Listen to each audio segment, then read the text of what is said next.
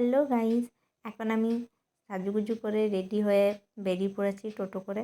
তো আজকে হচ্ছে 15 তারিখ, বুধবার। তো আজকে হচ্ছে ভাইফোঁটা, তাই ভাইফোঁটা দিতে বাপের বাড়ি চলে এসেছি। তো দেখতেই পাচ্ছ সব কিছু মা রেডি করে রেখেছে। এবার আমি ফোঁটা দেবো। তো ভাইকে ভিডিও কল করলাম ফোঁটা দেওয়ার জন্য। আর ভাই দূরে থাকে কাজের জন্য, তো ছুটি পায়নি, তো সেই জন্য আসতে পারেনি। এই প্রথমবার তো বাইরে রয়েছে। তো খুব খারাপও লাগছে আর ভালোও লাগছে যে ভাইফোঁটা দিচ্ছি ভিডিও কল করে।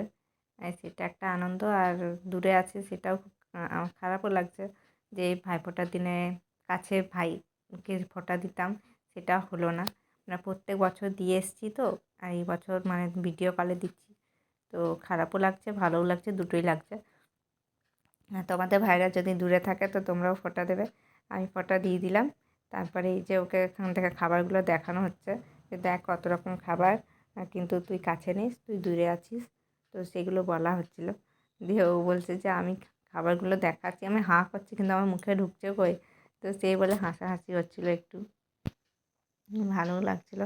আর মাকে আমি কখন থেকে বলে যাচ্ছি, মা তুমি খুব ভালো করেছো, সমস্ত কিছু রেডি করে রেখেছো, আমি এসে ফোঁটা দিচ্ছি। তো অনেক থ্যাংক ইউ খালি বলছিলাম মাকে যে খুব ভালো করেছো তুমি। ভাই তো ভাবতেই পারেনি যে এত সব কিছু আয়োজন করা হবে।